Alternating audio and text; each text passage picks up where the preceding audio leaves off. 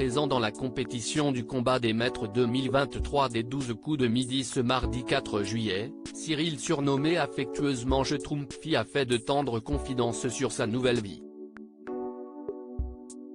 Si est-il l'un des maîtres de midi inoubliables de l'émission de TF1.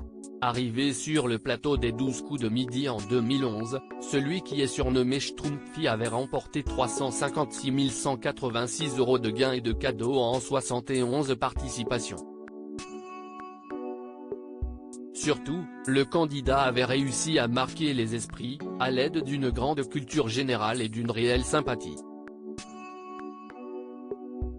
De retour, comme tous les ans, dans le combat des maîtres, le tournoi estival du jeu de la Une, Cyril n'a pas réussi à se qualifier pour la suite, mais a livré un poignant témoignage.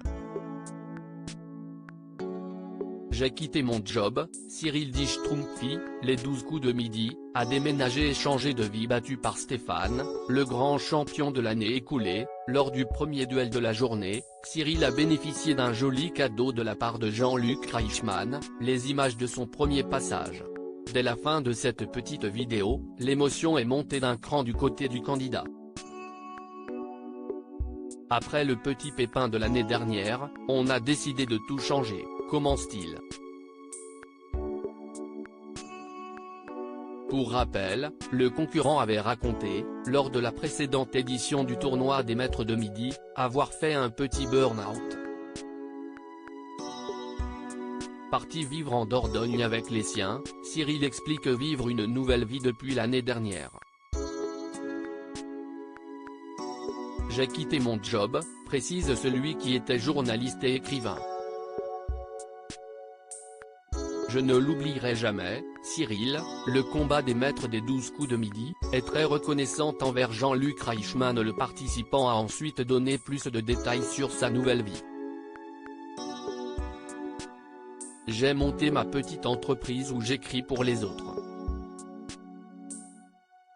Elle s'appelle Prête-moi ta plume, a-t-il déclaré, visiblement ému. Après ces explications, Cyril n'a pas manqué d'adresser un bel hommage à l'animateur du jeu. Je me rappelle que Jean-Luc, tu étais un des premiers à être mis au courant.